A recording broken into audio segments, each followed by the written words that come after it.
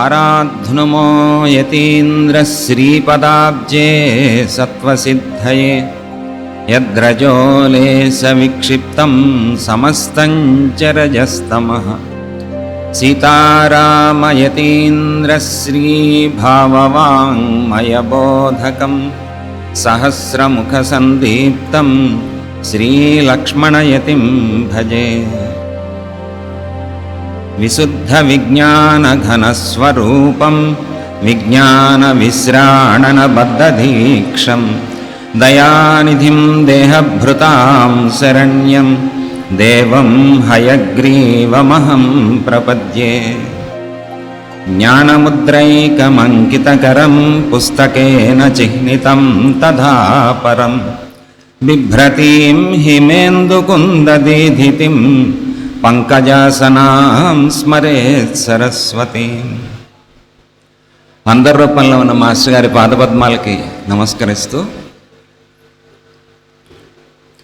ఒక అవతార పురుషుడు అవతరించి 100 సంవత్సరాలు అయిన తర్వాత సందర్భంగా ఆయన అవతరించినటువంటి ప్రదేశంలో మనం ఈ గురు పూజల్లో మనందరం పాల్గొనేటువంటి భాగ్యాన్ని మరలా ఆయనే మనకు కల్పించారు.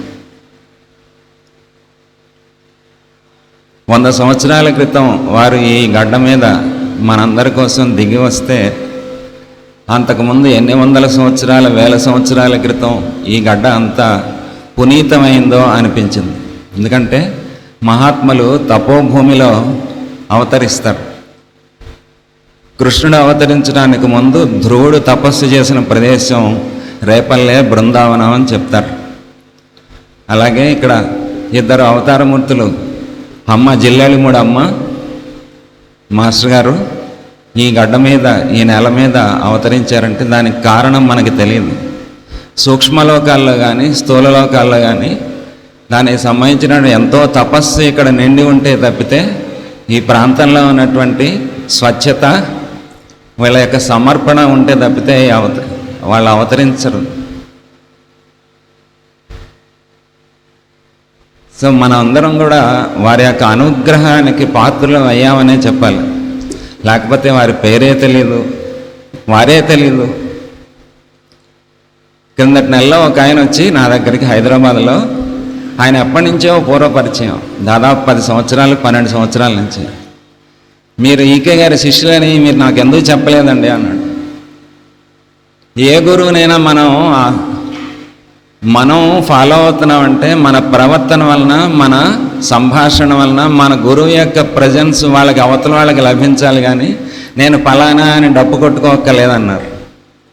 మరి ఇప్పుడెలా తెలిసిందండి అన్న అంటే మీతో మాట్లాడుతున్నాం కదా ఇన్ని సంవత్సరాల నుంచి, ఇక్కడ ఫోటోలు చూస్తున్నాను, కానీ చాలాసార్లు ఆ ఫోటో చూడటానికే వచ్చాను, నేను మీతో మాట్లాడే విషయం పెద్దగా లేదు అన్నాడు ఆయన. అప్పుడు నాకు విషయం గుర్తొచ్చింది. మాస్టర్ గారు 2016లో నన్ను సోదరుడు అనంతని రష్యా పంపించారు. పంపిస్తే సరే, దానికి పూర్వరంగమా ఏమీ లేదు, ఎందుకు వెళ్ళాలో ఏం చెప్పలేదు, వెళ్ళి ఏం చేయాలో ఏమీ అంతకన్నా చెప్పలేదు. ఒక 2 రోజుల ముందు మాత్రం విశాఖపట్నం రా అన్నారు. అంటే అప్పుడేమైనా చెప్తారేమో అనుకున్నాం. అక్కడికి వెళ్తే అక్కడ చలి ఎక్కువ ఉంటుంది, మీరు స్వెటర్లు అవి పెట్టుకున్నారా, మీకు ఆకలేస్తే మీకు తినడానికి ఏం దొరకదు, పలానా ఇవి సర్దుకోండి, ఇవి చెప్పారు. పోనీ వెళ్ళి ఏం చేయాలి అంటే అక్కడ వాళ్ళు చెప్తారు, వాళ్ళు చెప్పినట్టు చేయండి అన్నారు. సరే వెళ్ళాము. రాత్రి ఎప్పుడో మేము చేరవలసిన ప్రదేశం చేరేటప్పటికి రాత్రి 2 అయింది. మీరు ఇప్పటికి విశ్రాంతి తీసుకోండి, తెల్లవారుజామున 5 నుంచి మన ప్రోగ్రామ్ అని చెప్పారు. ఒక 3 గంటలు. మేము అప్పుడు వెళ్ళినప్పుడు ఇదే నెల జూన్ నెలలో వెళ్ళాము. అప్పుడు వైట్ నైట్స్ అంటారు. రాత్రి 2ంటికి చీకటి పడుతుంది, 4ంటికి తెల్లారుతుంది. సరే, అడవి లాంటి ఒక ప్రదేశంలో మా క్లాసులు అన్నమాట. వాళ్ళు ఇచ్చారు మొత్తం, ఇక 5:30 నుంచి 6 వరకు ఈ కార్యక్రమం, 6ంటికి ప్రేయరు, తర్వాత వేదాధ్యయనం, తర్వాత అప్పటికప్పుడు చెప్పారు భగవద్గీతలో 9వ అధ్యాయం చెప్పమని అనంతకి, నన్ను ఆస్ట్రాలజీ చెప్పమన్నారు. సరే, అక్కడికి వెళ్తే వాళ్ళు చెప్తారు, వాళ్ళు చెప్పింది చేయండి అన్నారు కదా, దానికే సిద్ధమయ్యాం. సరే, అక్కడికి అది ఒక చిన్న రిమోట్ విలేజ్, చాలా ఐలాండ్ లాంటి విలేజ్ అనమాట. సరే, అక్కడికి రోజు రకరకాల వాళ్ళు వస్తుండేవాళ్ళు. అందులో ఒక పెద్దవాడ, దాదాపు 75-80 ఏళ్ళు ఉన్నవాడ, చాలా దూరం నుంచి నడిచి వస్తుండేవారు. ఆవిడని దింపటం కోసమని వాళ్ళ అబ్బాయి వచ్చి లోపలికి వచ్చి క్లాస్ రూమ్లోకి లోపలికి మేమున్న ఆ కుటీరంలోకి వచ్చి కాసేపు 2 నిమిషాలు అటు ఇటు చూసి వెళ్ళిపోతుండేవాడు ఆయన. మా కార్యక్రమం 9 రోజులు అక్కడ. 8వ రోజు సాయంత్రం ఆయన వచ్చి, నువ్వు ఎస్ట్రాలజర్ కదా, నీతో మాట్లాడొచ్చా అన్నాడు. మాట్లాడండి. మేము అనుకున్నాము మాస్టర్ గారి గురించి మేము అక్కడ చెప్పాలేమో, మాస్టర్ గారి వర్క్ మేము అక్కడ ఏమైనా స్ప్రెడ్ చేయాలేమో, ఈ రకమైన కొమ్ములు వస్తాయి కదా, ఆ భావనలో ఉన్నాం. సరే, నాకు కన్సల్టేషన్ కావాలన్నాడు ఆయన. చెప్పండి మీకు ఏం కావాలన్నా. నాకు జీవితానికి సంబంధించినవి నువ్వు చెప్తే అప్పుడు నాకు ప్రశ్నలు అడుగుతా అన్నాడు ఆయన. అంటే సరే మాస్టర్ గారికి మళ్ళీ ఏం చేస్తాం, ఆయనకే నమస్కారం చేసుకుంటే రెండు డేట్లు చెప్పాను. ఈ డేట్లో ఏమైనా అయిందా? అవును, ఆయన ఒక పెద్ద డాక్టర్ మాస్కో నగరంలో. ఆయనకి నేను చెప్పిన ఒక డేట్ రోజున ఆయనకి పెద్ద యాక్సిడెంట్ అయింది. యాక్సిడెంట్ అయి కోమాలోకి వెళ్ళిపోయాడు. ఆ తర్వాత దాదాపు 20 రోజులు ఆయన కోమాలో ఉన్నాడు. అప్పుడు ఒక ఆయన కనిపించాట. నువ్వు చేయాల్సిన పని ఇక్కడ కాదు, మీ ఊరు వెళ్ళిపో, ఆ ఊరిలో నువ్వు అక్కడ నీ పని చేస్తూ ఉండు, అందరికీ కావాల్సినటువంటి వైద్య సహాయం చేస్తూ ఉండు, నీకేది కావాలంటే అది అంతూ ఉంటుంది, ఎవరిని ఏమీ అడక్కు, వెళ్ళిపో అని చెప్పట. సరే, ఆయన ఆ రోజు కనిపించారు నాకు. ఆ తర్వాత నేను నెమ్మదిగా స్వస్థ అయ్యాను. మాస్కో నగరం వదిలిపెట్టి మేము ఇక్కడికి వచ్చేసాను. అప్పుడు మరలా ఎప్పుడైనా కనిపిస్తారేమో అని చూశాను, ఎప్పుడూ కనపడలేదు. మా అమ్మని దింపటం కోసమని క్లాస్ రూమ్లోకి వస్తుంటే అగో ఆ ఫోటోలో ఉన్నాయని నాకు కనిపించింది, నాకు గుర్తొచ్చింది. ఎవరండి? బోడిగుండ ఆయన, మీసాలైనా పక్కన ఆయన, అంటే ఆ పక్కన ఆయన తెల్ల చొక్కా తెల్ల పంచ కట్టుకున్న ఆయన. మేమేమనుకున్నాం, మాస్టర్ గారి గురించి వాళ్ళకి తెలియదు, మేము చెప్పాలేమో అనుకున్నాం. మాస్టర్ గారు మేము వెళ్ళేటప్పటికే అక్కడ అందరిలోనూ వ్యాపించి ఉన్నారు. అందుకని మనం మాట్లాడినా మన సంభాషణల ద్వారా కానీ, మన ప్రజెన్స్ల ద్వారా కానీ, మన గురువు యొక్క ప్రజెన్స్ అవతల వాళ్ళకి లభిస్తే అప్పుడు మనం సరిగ్గా గురువుని ఫాలో అవుతున్నట్టు అని చెప్పారు. నిజంగా మనం ఫాలో అవుతున్నామా ఏమో అది అవతల వాళ్ళకి తెలియాలి. మాస్టర్ గారి దగ్గరికి ఒకళ్ళు వచ్చి, మాస్టర్ గారు మీరు ఓంకారం ఉచ్చరిస్తూ ఉంటే చాలా బాగుంటుందండి అన్నట్టు. అవునయ్య చాలా బాగుంటుందా అన్నట్టు. అది కాదు మాస్టర్ గారు, మీరు ఉచ్చరిస్తుంటే మాకు బాగుంటుందండి అన్నట్టు. అవునయ్య నాకు బాగుంటుందా అన్నట్టు. ఇదేంటి ఆయన పొగుడుకుంటున్నారు అనుకున్నట్టు నేను. అది కాదు మాస్టర్ గారు, మీరు ప్రేయర్ టైంలో ఓంకారం ఉచ్చరిస్తూ ఉన్నప్పుడు వింటుంటే మాకు బాగుంటుందండి అంటే, అవునయ్య నేను కూడా వింటుంటే నాకు బాగుంటుంది అన్నట్టు. అర్థం కావట్లేదు మాస్టర్ గారు, ఏంటిది అంటే ఓంకారం అనేది వ్యాపించి ఉంది విశ్వం మొత్తం. అందులో మన లోపల ఉన్న ఓంకారాన్ని నేను పైకి ఉచ్చరిస్తున్నాను, దాన్ని నేను కూడా వింటున్నాను. నేను ఉచ్చరిస్తున్నప్పుడు మీరు కూడా వింటున్నారు కాబట్టి మీకు బాగుంటుంది, నేను వింటే నాకు బాగుంటుంది, మొత్తం ఒకటే ఓంకారం కదా అన్నట్టు. మరి ఎలా మాస్టారు, ఈ ఓంకారం మొత్తం ఒకటే వ్యాపించిందని మీకు తెలుస్తుంది, మాకు తెలియట్లేదు కదా అంటే దీనికి ఏమైనా సూక్ష్మం ఉందా అని అడిగటాను. తెలుసుకోవాలంటే ఈజియెస్ట్ ఏమైనా ఉందా? అందుకే కదా గురు పూజలు అందరినీ కలిసి అందరినీ ఒకే ఓంకారం చేయమంది. అందరం ఒకేసారి ఓంకారం ఉచ్చరిస్తున్నాం అనుకోండి. మామూలుగా చూడండి, ఇప్పుడు పొద్దున్న ఉదయం ప్రార్థన సమయంలో కానీ, సాయంత్రం ప్రార్థన సమయంలో కానీ మనందరం ఓంకారం ఉచ్చరిస్తాం. ఉచ్చరించినప్పుడు కొద్ది క్షణాలు, కొద్ది సెకండ్ల తేడాలో ప్రారంభం చేస్తాం ఓంకారం. ఓం అన్నాం అనుకోండి, అందరి స్వరం ఒకేసారి ఓంకారం కలిగేటప్పుడు ఎక్కడో చోట అందరం కలిపి ఒకే ఓం అంటాం కదా. అవును మాస్టర్ అన్నట్టు. అయితే ఈసారి నుంచి ఇంకో పని చేయవై, ఇందరిలోంచి నువ్వే ఉచ్చరిస్తున్నావు అని ధ్యానం చేయన్నట్టు. ఒకే ఓం కదా. ఇంతమంది ఓం కాదు, ఇందరిలోంచి నువ్వే ఉచ్చరిస్తున్నావు అని ధ్యానం చేయి. ఆ ధ్యానం చేస్తున్నప్పుడు ఏమవుతుంది, అందరిలోనూ నేనే ఉన్నాను, నాలో అందరూ ఉన్నారు అనేటువంటి అనుభూతి స్థితి కలుగుతుంది. నేను చేస్తున్న సాధన అదే. నువ్వు కూడా ఉచ్చరించి ఎవరికైనా అది అందుతుంది అన్నట్టు. ఎంత సింపుల్ అండి. అంటే మహాత్ములు ఎప్పుడు కూడా చాలా సింపుల్గా చెప్తారు. అందుకని సింపుల్గా చెప్పారు కదా అని మనం పట్టించుకోం. అర్థం కానట్టుగా చెప్పారనుకోండి, ఏదో పెద్ద పెద్ద వ్యాకరణ సూత్రాలతో, ఇది మనది కాదు కదా అని వదిలేస్తాం. ఎలా అయినా సరే మనమే అందులో ఉన్న సౌలభ్యాన్ని చూసుకుంటాం అన్నమాట వదిలేయటానికి. ఆ ఓంకారం ఇక్కడ ప్రారంభమై విశ్వమంతా వ్యాపించినటువంటి ప్రదేశం ఇది. మాస్టర్ గారు పూర్తిగా ఓంకార స్వరూపులో నా అనుభూతి.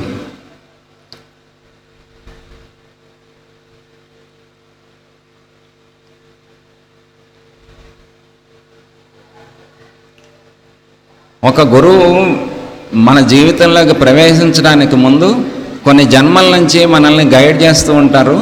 ఆల్రెడీ వారు భౌతికంగా మనకి కనిపించి మనకు అర్థమయ్యేటప్పటికీ అప్పటికే వాళ్ళు శిక్షణ మొదలయ్యి కొన్ని జన్మలు అయిపోతుంది అని చెప్తారు.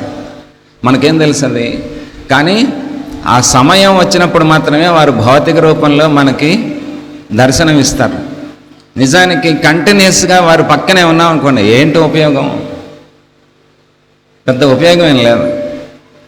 అయితే మాస్టర్ గారు ఒకసారి విశాఖపట్నంలో ఒకరితో చెప్పారట, నేను తెలిసి కానీ తెలియక కానీ, వాళ్ళు నా వంక కానీ నేను వాళ్ళ వంక కానీ 3 నిమిషాలు చూసినట్టయితే ఎన్ని జన్మలైనా నాతో కాంటాక్ట్ పోదన్నట్టు. సపోజ్ ట్రైన్లో వెళ్తున్నారు అనుకోండి, ఆయన ఎవరో తెలియదు, మాస్టర్ ఈకే గారు మహాత్ముడు అవతార పురుషుడు అని మనం తెలియక్కల, కానీ ఆయన వంక చూసామనుకోండి చాలట. ఏంటది? పోనీ మామూలుగా సాధనలో ఇగో గురుమంత్రం ఈయన లక్షలు చేసిన తర్వాత నీకు అర్హత వస్తుంది ఏవో చెప్తుంటారు. ఇదేమీ కాదు, ఆయన వంక చూస్తే చాలట. ఆయన వంక, ఆయన ఎవరు అసలు ఏం మనకేం తెలుసు. గురువు ఏని తెలుసుకోగలగటం అనేది అసాధ్యం, మనకు అంతుపట్టదు. 2001లో గుంటూరులో గురు పూజలు జరుగుతున్నాయి. అంతకుముందు మా అన్నయ్యకి అనారోగ్యంగా ఉండి గుంటూరులో ఒక డాక్టర్ గారి దగ్గర సర్జరీ చేయించాం. సరే ఆ డాక్టర్ గారిని కలుద్దామని వెళ్ళాం. వెళ్తే రండి మీ గురించి ఎందుకో పొద్దున్న నాకు గుర్తొచ్చారు, మా ఇంటికి ఒక గురువు గారు వచ్చారు, వారు దర్శనం చేసుకుందరు కానీ రండి అన్నారు. సరే వెళ్ళాం. వారు ఆ రూమ్లో ఉన్నారు. వారు బలం మీద కూర్చొని అద్దం వంక నిశ్చలంగా అలా చూస్తున్నారు, ఆకాశంలోకి చూస్తున్నట్టుగా. అద్దం వంక చూస్తూ ఆకాశంలోకి చూస్తున్నట్టుగా చూస్తున్నారని. వీరు తట్టి, అయ్యా వీరు ఎక్కిరాల కృష్ణమాచారి గారి శిష్యులు, ఇక్కడ గురు పూజలు జరుగుతున్నాయట, మీ దర్శనం కోసం వచ్చారు. వారేం మాట్లాడలేదు. ఆయన రెండోసారి చెప్పారు, అదే నిశ్చలంగా ఉన్నారు. మూడోసారి ఒక్కసారి ఏదో ధ్యానం నుంచి బయటకు వచ్చినట్టుగా వచ్చి ఆ డాక్టర్ గారిని పిలిచారు. ఎక్కిరాల కృష్ణమాచారి గారు అంటే ఎవరో తెలుసా నీకు అన్నారు. ఆయన అలోపతి డాక్టర్ గారు కదా, అవునండి ఆయన మంచి ఫేమస్ హోమియో డాక్టర్ గారండి అన్నారు. స్పిరిచువల్గా కూడా కొద్దిగా ఆయన ఏవో లెక్చర్స్ అవి చెప్తుంటారు, చెప్పేవారు. ఇదివరకు నేను ఆంధ్ర యూనివర్సిటీలో ఉన్నప్పుడు ఆయన దగ్గర ఒకసారి మందు తీసుకున్నాను. కాదు ఆయన ఎవరో తెలుసా, ఈ కనిపించే భూగోళం కాదు, ఆ పైనుండే ఆకాశం, గ్రహగోళాలు, నక్షత్రాలు, ఆ పైన ఇంకా పైన నువ్వు ఎంత ఊహించగలవో అంతకన్నా పైనుంచి దిగి వచ్చిన ఆయన అని చెప్పి మళ్ళీ ఆయన మౌనంలోకి వెళ్ళిపోయారు. మనతో పాటు మన ఇంటికి వచ్చి మనం పెట్టింది తిని మనకు కావాల్సింది చెప్పి ఆయన చెప్పింది విన్నా వినకపోయినా చేసినా చేయకపోయినా మరలా చెప్తూ ఈ ఆహార నియమాలు పాటించాలి, రోజు పొద్దున్న సాయంత్రం ప్రేయర్ చేసుకో అన్నారనుకోండి, నాలాంటి వాడికి ఎప్పటికీ బుద్ధి రాలేదు. 2 పూట్ల చేయం. అయినప్పటికీ మరల అవకాశం ఇస్తూ మన కోసం వారు ఎంతటి, ఆయన ఎక్కిరాలే దిగొచ్చారు, ఎంతటి కింద స్థాయికి దిగొచ్చారో చూడండి. జిల్లెల మూడమ్మ మరి పోయే నా హోమగుండం అందట ఆవిడ. నేను వారు చెప్తున్నారు, శ్రీమనారాయణ గారు, హోమంలో అవిస్సులు సమర్పిస్తారా అమ్మ అంటే, గాడిపోయే నా హోమగుండం నేను అందులోనే సమర్పిస్తున్నాను, నేను వేసేది ఏదైనా అదే అన్నారు. అలాగే జీవుల్ని ఉద్ధరించటమే వారి పని, మనలందరినీ ఉద్ధరించటమే వారి పని.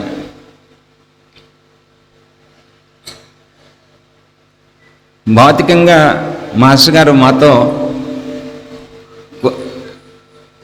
కొద్దిగా రిలేషన్ ఉన్న గురువుగా మా ఇంటికి వచ్చింది మాత్రం 79 శివరాత్రి రోజు. అదొక అద్భుతమైన పర్వదినం మాకు. అంతకుముందు మా నాన్నగారు చిన్న వ్యాపారంలో నష్టపోయి లక్ష్మీమైతిందుల వారు, సీతారామైతిందుల వారు మా తాతగారు సమయం నుంచి మాకు గురువు. వారికి చెప్పుకుందామని వెళ్తే, దాదా నీకోసమే చూస్తున్నాను, వచ్చే నెలలో జరిగే శివరాత్రి రోజు నేను నాతో పాటు 200 మంది, ఎకరాల కృష్ణమాచార్య కానీ మహాత్ముడు అవతార పురుషుడు, ఆయనతో పాటు 200-300 మంది మీ ఇంటికి వచ్చి భోజనం చేసి ఆ శివరాత్రి జరిగే కార్యక్రమానికి వెళ్తామన్నట్టు. ఈయన వెళ్ళిన దానికి భోజనం జరగట్లేదని, వారు చెప్పింది ఏంటి, 500 మంది వచ్చి భోజనం చేస్తాం. అంటే మన లోపల అంత సంఘర్షణ ఉంటే తప్పితే, ఏదో బాధ నొప్పి ఉంటే తప్పితే గురువు చెప్పేది వినం. మనందరికీ ఒంట్లో బాగుందనుకోండి, ఏ అనారోగ్యం లేదనుకోండి, అందరం అసలు ఇక్కడ చేరేవాళ్ళమా? బుజ్జి గారికి అనారోగ్యం రాలేదనుకోండి, మనకి ప్రాప్తం దక్కేదా? అందుకని మహాత్ములకి అనారోగ్యం వచ్చినా మనకే అదృష్టం, మనకి అనారోగ్యం వచ్చినా మనకే అదృష్టం కదండి. సరే, నాన్నగారు ఇంటికి వచ్చారు, ఏం చేయాలి? గురువుగారు వస్తారు, మాస్టర్ గారు ఆయన ఎవరోట, ఆయనతో పాటు 300 మందిట. సరే, ఇప్పుడే చెప్పాను కదా, గృహస్థు కాబట్టి వాళ్ళకి వస్తే నాకు ఉన్నది ఏదో పెడతాను అని నేను డిసైడ్ అయ్యాను. గురువుగారు అనుగ్రహించారుగా, వెళ్ళి ఏర్పాట్లు చేసుకొని. సరే, వారం రోజుల్లోకి వచ్చింది శివరాత్రి. ఎవరో ఒకైనా శివరాత్రి ముందుగా, అంటే మాఘమాసం ఆఖరి రోజులు కదా, ఈ సంవత్సరం మాకు పంట ఎక్కువ పడింది అని ఒక 4 బస్తాలు బియ్యం తీసుకొచ్చి ఇచ్చాట. అప్పుడు నాకు అంతకుముందు ఆ డబ్బులు రావనుకొని ఆ రోజుల్లో 600 రూపాయలు ఎవరో తీసుకొచ్చి ఇచ్చారు. శివరాత్రి ముందు రోజు మా రాముడు మాయ గారు బృందం ఇంకెవరో వస్తున్నారట. ఎవరో వస్తున్నారు, ఏదో చేస్తున్నారు, ఎవరో వడ్డిస్తున్నారు, ఎవరో తింటున్నారు, ఎవరో వెళ్ళిపోతున్నారు. ఇవాళ మన మల్లేశ్వరం అయితే చూస్తున్నారో మా నాన్నగారు కూడా అలాగే చూశాను, జరిగిన ఏర్పాటు. సో మరుసటి రోజు ఆ శివాలయంలో కార్యక్రమం జరిగే చోటకి వెళ్తే అఖండ రుద్రాభిషేకం జరుగుతుంది. మాస్టర్ గారు ఒక కుర్చీలో కూర్చుని ఉన్నారు, ఎవరో వరుసగా లైన్లో కూర్చుని ఉన్నారు. ఏంటి అని అడిగారు మా నాన్నగారు. అయితే ఆయన ఎకరాల కృష్ణమాచార్య గారు అంటే హోమియం మందులు బాగా ఇస్తారు, ఏ వ్యాధికైనా తగ్గిపోతుంది. సరే, నాన్నగారు కూడా లైన్లో ఉంచున్నారు. ఏం కావాలంటే మోకాలు నమ్మలంటే ఎవరో చెప్పారు. ఒక్కసారి కళలో చూశాను, మాస్టర్ గారి కళలు ఎప్పుడైనా చూడాలి. నా కళ నుంచి నేను చూసినట్టుగా చూస్తే మీరు నాలో ఉంటారు అంటారు చూడండి. అటువంటి కళలు వీడు మనకు పనికొస్తాడు, పక్కన కూర్చోబెట్టండి అన్నారు. ఈయనకు కావాల్సిన మంది ఏంటి అది, మిగిలిన వాళ్ళే మన నుంచి పంపించారు. సరే, సాయంత్రం వరకు కార్యక్రమం జరిగింది. ఈలోపు మా నాన్నగారితో పాటు వచ్చిన మిత్ర బృందం అంతా మాస్టర్ గారు ఏంటి, ఆయన వర్క్ ఏంటి, ఇవన్నీ వివరాలు కనుక్కుని ఇటువంటి హోమియో వైద్యాలుగా మా ఊళ్ళో గణవరంలో పెట్టాలి అని మళ్ళీ మాస్టర్ గారి దగ్గర తీసుకున్నాను. తీసుకెళ్తే దాని దగ్గర పెట్టేద్దాం, దాని మందులకి ఒక 500-600 అవుతాయి, ఒక చిన్న రూమ్ ఉంటే చాలు అన్నాను. మా నాన్నగారు అన్నారు, 500-600 నేను ఇవ్వలేను, రూమ్ ఇస్తాను, మా ఇంట్లో పెట్టుకోవచ్చు. ఆ శివరాత్రి ప్రోగ్రాం మా కోసమే పెట్టారేమో మందిని. వాళ్ళ నాటకం ఎలా ఉంటుంది, దాని ముందు పూర్వరంగానే ఏర్పాటు చేస్తారు కదా. ఏప్రిల్ నెలలో మాస్టర్ గారు లక్ష్మీమైతిందుల వారు వచ్చి మా ఇంట్లో వైద్యాలయం ప్రారంభం చేశారు. ఆ తర్వాత మే నుంచి 3 నెలలు విజయవాడలో క్లాసెస్ జరిగాయి. చుట్టుపక్కల విలేజెస్లో విపరీతమైన ప్రచారం జరిగిపోయింది. ఎవరో విశాఖపట్నం డాక్టర్ గారు వస్తారట, ఎటువంటి రోగానికి అయినా సరే మందిస్తే తగ్గిపోతుందట.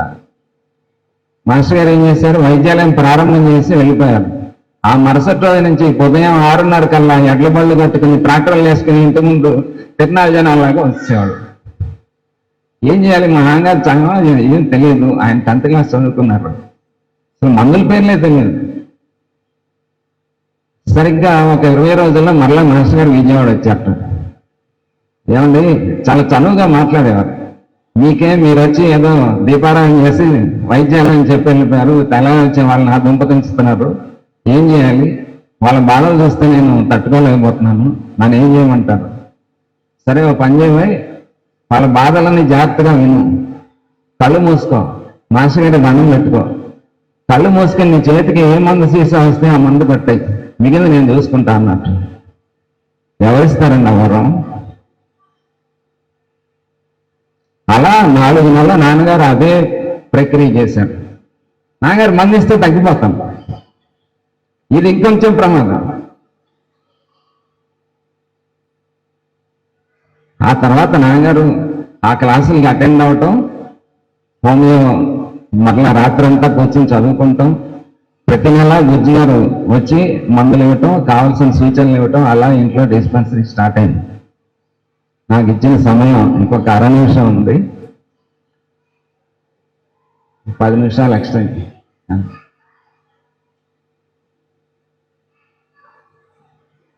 సరే, మా నాన్నగారిని ఏం చేస్తున్నావు అని అడిగారు ఒకసారి, ఈ క్లాసులు జరుగుతున్నప్పుడే.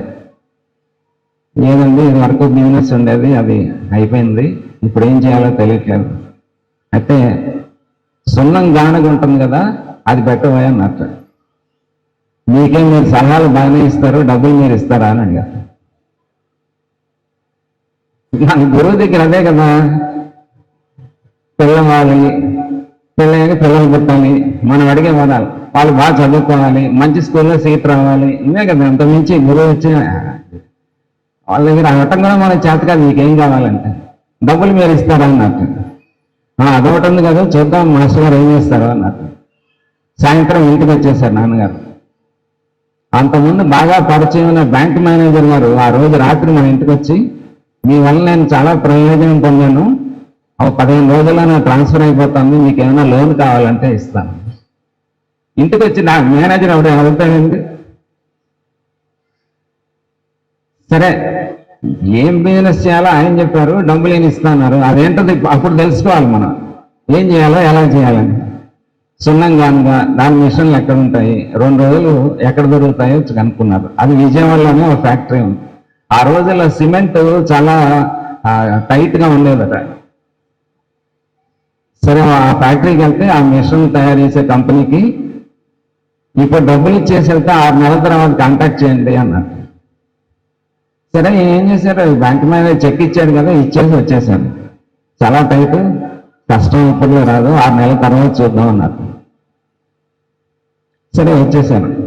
ఒక 3 రోజుల తర్వాత వాళ్ళే ఫోన్ చేశారు, హైదరాబాద్ వాళ్ళ వద్ద ఆర్డర్ క్యాన్సిల్ అయింది, మీరు అర్జెంట్ అన్నారు కదా, ఎందుకో మీకు ఇవ్వాలనిపించింది, మీకు కావాలంటే తీసేసుకోండి. గురువు ఏర్పాటు చూడండి అసలు అలా. సరే, మాస్టర్ గారే ముహూర్తం పెట్టారు, ఆ బిజినెస్ చాలా వైభవంగా నడిచింది. ఇది నడుస్తున్న సమయంలో మాస్టర్ గారికి చెప్పకుండా మా నాన్నగారు ఆ బిజినెస్ ఎక్స్టెండ్ చేద్దామని ఇంకోటి ఏదో స్టార్ట్ చేద్దామని ట్రై చేస్తే దానికి రాకపోతే మానసికంగా బాగా వ్యధ చెంది డబల్ టైఫాయిడ్ వచ్చేసింది. వస్తే 2 నెలల పాటు తగ్గలేదు. రోజు మాస్టర్ గారిని ఫోన్లో మందు అడుగుతున్నారు, చెప్తున్నారు, తగ్గట్లేదు. ఓ రోజు సాయంత్రం ఈ టైంలో మా అమ్మ ఫోన్ చేస్తే వెంటనే బయలుదేరి విశాఖపట్నం వచ్చేయండి అన్నారు. ఈ 2 నెలల నుంచి మంచం నుంచి లేవని పేషెంట్ని తీసుకుని అప్పటికప్పుడు అని పెట్టేశారు మాస్టర్ గారు ఫోన్. నేను చూసుకుంటాను, వెంటనే బయలుదేరి విశాఖపట్నం వచ్చేయండి. ఇంకా మా నాన్నగారికి అమ్మకి వేరే థాట్ లేదు. సరే, బయలుదేరి వెళ్ళాం. నేను, అమ్మ, నాన్నగారు, మన వైద్యాలయంలో సర్వీస్ చేస్తున్న ఒక ఆయన. ఇంట్లోంచి బయటకు వచ్చాం. వెంటనే బయలుదేరి విశాఖపట్నం వచ్చాను, నేను చూసుకుంటా అన్నారు కదా, ఇంట్లోంచి బయటకు వచ్చాం. ఒక కారు వచ్చి ఆగింది. విజయవాడ వస్తారా? ఎక్కాం. విజయవాడ చల్లపల్లి బంగ్లాలోకి వచ్చాక మీరు ఎక్కడ దిగాలి అన్నాడు. మీరు రైల్వే స్టేషన్కి వెళ్ళాలి. నేను రైల్వే స్టేషన్కి వెళ్తున్నాను, తెలిసిన వాళ్ళు పికప్ చేసుకుంటానికి అన్నాడు. రైల్వే స్టేషన్కి దిగాం. టికెట్లు లేవు, ఈయన పేషెంట్, మాతో పాటు వచ్చిన ఆయన టికెట్లు ఏమైనా దొరుకుతాయేమో అని వెళ్ళారు. ఒక 10 నిమిషాల తర్వాత ఒక ఆయన వచ్చాడు, విశాఖపట్నంకి 3.5 టికెట్స్ మా ప్రోగ్రామ్ క్యాన్సిల్ అయింది, మీకు కావాలంటే తీసుకోండి. 3.5 4 టికెట్స్ కాదు. ఈలోపు ఈ టికెట్ల కోసం వెళ్ళాను, టికెట్లు దొరకట్లేదండి అన్న. టికెట్లు ఇక్కడే ఉన్నాయిలే. సరే ట్రైన్ ఎక్కాం విజయవాడలో. అన్ని అప్పర్ బర్తులు, మా అందరు పైకి ఎక్కలేరు. ఎలాగా చూస్తున్నాం. ఏలూరు దాకా వెళ్ళేటప్పటికి ఈ కింద బర్తులు రిజర్వేషన్ చేసుకున్న వాళ్ళు మా అందరు చిన్నప్పుడు ఫ్రెండ్స్. పైకి రాత్రి ఎప్పుడో 2 ట్రైన్ చేరింది. విపరీతమైన వర్షం పడుతుంది. ట్రైన్ స్టేషన్లో ఆగింది. గబగబా ఎవరో ఇద్దరు వచ్చారు, మా లగేజ్ తీసేసుకుంటున్నారు. ఎవరండి మీరు అని అడిగింది. గన్నవరం నుంచి వచ్చిన రామాంజన్ గారు మీరేనా? మా శ్రీకే గారు పంపించారు, ఈ ట్రైన్లో ఈ కంపార్ట్మెంట్లో ఈ బర్త్ దగ్గర ఉంటారు, వాళ్ళని తీసుకొచ్చి పలానా చోట దింపండి. బయలుదేరండి నేను చూసుకుంటాను కదా. ఆ చూసుకుంటాం అనేది ఎన్ని జన్మలైనా చూస్తూనే ఉన్నాడు కాబట్టి ఇలా ఉన్నాం. మరుసటి రోజు పొద్దున్నే మేము లేచేటప్పటికి మా గారు మంచం మీద లేరు, ఎక్కడో దింపారు నర్సింగ్ హోమ్లో. అదేదో కొత్త ప్రదేశం. మొత్తం అంతా వెతికాం, కనపడట్లేదు. నేను బయటకు వచ్చి వెతుకుతున్నాను. ఈలోపు కారు వచ్చి ఆగింది.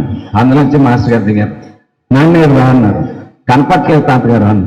అది కాబట్టి బీచ్ వైపు వెళ్తున్నాడు కానీ నేను రమ్మన్నాను బీచ్ రా అన్నారు.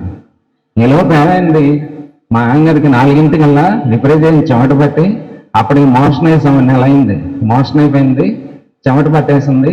ఫ్రెష్గా స్నానం చేశారు. సూర్యోదయం అవుతుంది. హాయిగా సిగరెట్ కాల్చుకుంటూ ఎంజాయ్ చేస్తున్నారు ప్రకృతిని. నేను రమ్మన్నాను, పిలిచి రా అన్నారు. నేను వెళ్ళి పిలుచుకొని, మాస్టర్ గారు తాతగారు వచ్చారు రమ్మంటున్నారు. నాతో పాటు సమానంగా పరిగెత్తానండి. 2 నెలల టైఫాయిడ్ పేషెంట్. నేను ఇక్కడికి రప్పించింది నీ ఇష్టం వచ్చినట్టు తినటానికి కాదు, శుభ్రంగా అన్నం తిని పడుకో అన్నారు. అంతే. మంద వేసిందా? ఏం లేదు. అయితే అక్కడ దాదాపు ఒక 4 రోజులు ఉన్నాం. ఈ 4 రోజుల్లో మాస్టర్ గారు ఉదయం సాయంత్రం 2 పూట్ల వచ్చి మా నాన్నగారు చూసి వెళ్ళేవారు. ఆయన చూడటమే మందు, జస్ట్ లెస్టింగ్ ఆల్ఫా అనుకుంటా వేశారు అంతే, వేరే మందులు వేయలేదు. గురువు ఎక్కడి నుంచి ఎక్కడి దాకా. సరే, ఆ జరుగుతున్న సమయంలో ఇంకొక 3 రోజులు బయలుదేరుతామనగా మా అమ్మగారిని తెచ్చి నీ జాతక చక్రం వేయించి పలానా టైంకి రాధామాధవంకి, అంటే ఆయన ఉండే ప్లేస్ అనమాట, అక్కడికి రా మధ్యాహ్నం అన్నారు. సరే, ఎన్ఎస్ఎస్ రాము గారు అని ఆయన చేత జాతకం వేయించి వెళ్ళాం. మాస్టర్ గారు విశ్రాంతి తీసుకుంటున్నారు, ఇప్పుడు ఎవరిని కలవరు అన్నారు. ఆయన రమ్మన్నారండి, అందుకని వచ్చాము. విశ్రాంతి తీసుకుంటే మాత్రం డిస్టర్బ్ చేయకండి అని చెప్పారు మా అమ్మ. 10 నిమిషాల్లో ఆయన వచ్చారు, లోపలికి తీసుకెళ్లారు. మాకు బంధుత్వం ఉందని చెప్పాం కదా, ఆ చుట్టరికాలు బంధుత్వాలు అవి ఇవి అన్నీ మాట్లాడుతున్నారు. రాగారేమో క్యూరియాసిటీ, సాక్షాత్తు మాస్టర్ గారే జాతకం చూస్తా అన్నారు, చెప్తా అన్నారు, ఏం చెప్తారా అది ఆయన పక్కన పెట్టారు. ఇవన్నీ మాట్లాడుతున్నారు. జాతకం మార్చడానికి కదా రమ్మని ఉంది. సరే, దాదాపు 1:30 దాకా మాట్లాడారు. సరే, ఏమైనా కార్యక్రమం ఉంది, నేను స్నానం చేయాలన్నారు. మాస్టర్ గారు జాతకం అండి, ఇదా నేను చూసుకుంటాలే అని ఇలా నలిపేసి పక్కన పడేసి నా కళ్ళలో చూశారు. ఆ కళ్ళు ఇప్పటికే గుర్తున్నాయి. నేను జ్యోతిషం నేర్చుకున్న తర్వాత మరలా ఆ తారీఖు నుంచి నేను నాన్నగారి జాతకం చూస్తే అప్పటి నుంచి 2వ బర్త్ వాసుదేవ. అప్పుడు నా కళ్ళలోకి ఎందుకు చూశారు? జాతక చక్రం చూడాలి. నేను ఆ ఏరియాలో నన్ను అనుగ్రహించగలిచారు, అంతే నేను చూశారంతే. మామూలుగా గురువు మనతో పాటు ఉన్నప్పుడు వాళ్ళు ఏం చేసినా చాలా సహజంగా కనిపిస్తాయి, కానీ దాని లోటు మనకు తెలియదు. వాళ్ళు ఇలా అన్నా ఎందుకు ఏమంటారు మనకు తెలియదు. దాని వెనకాల ఎంత అర్థం ఉంటుందో, ఎన్ని జన్మలు మనకు సంబంధించిన. ఇప్పుడు బాబా గారు ఒక్కొక్కసారి ఆయన దర్శనం ఇచ్చినప్పుడు చూస్తే ఇలా అంటుంటారు, ఏంటది? ఆయన ఏమైనా అలవాట? ఎంతమందికి ఎన్ని జీవులకి ఆయన పోస్టింగ్స్ ఇస్తున్నారో మనకు తెలియదు.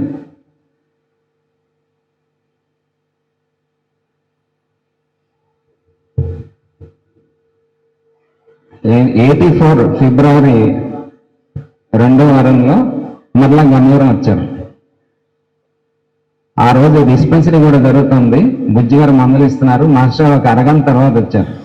ఆయన డైరెక్ట్గా వస్తూ, ఇవాళ వచ్చింది నేను మందులు ఇవ్వడానికి కాదు, నీకోసం వచ్చాను, నీకేం కావాలో అడిగాను అన్నారు. వాళ్ళ అనుగ్రహం వల్ల మన వివేకం సరిగ్గా పనిచేయాలి. లేకపోతే నాకేం కావాలి, ఒక కారు కావాలి, ఏం మన కోరికలు కోరటం కూడా ఒక స్థాయి వరకు, ఆ తర్వాత అది కూడా చేత కాదు. వాళ్ళ అనుగ్రహం వల్ల నాన్నగారు నాకేం కావాలో మీకు తెలియదండి, నాకు మీరుండగా నాకు ఇంకేం కావాలి అని అంటారు. సర్లే అని ఇల్లంతా తిరిగి కాఫీ తాగి తారెక్కబోతూ, అసలు ఈ పిల్లల తరం నుంచి మన వర్క్కి పూర్తిగా వాళ్ళు వర్క్ చేస్తారు అని చెప్పి ఆశీర్వదించి వెళ్ళిపోయారు. ఆ ఆశీర్వాదాలతో మీ ముందు కూర్చోబెట్టి మాట్లాడిస్తుంది. స్వస్తి వాస్తే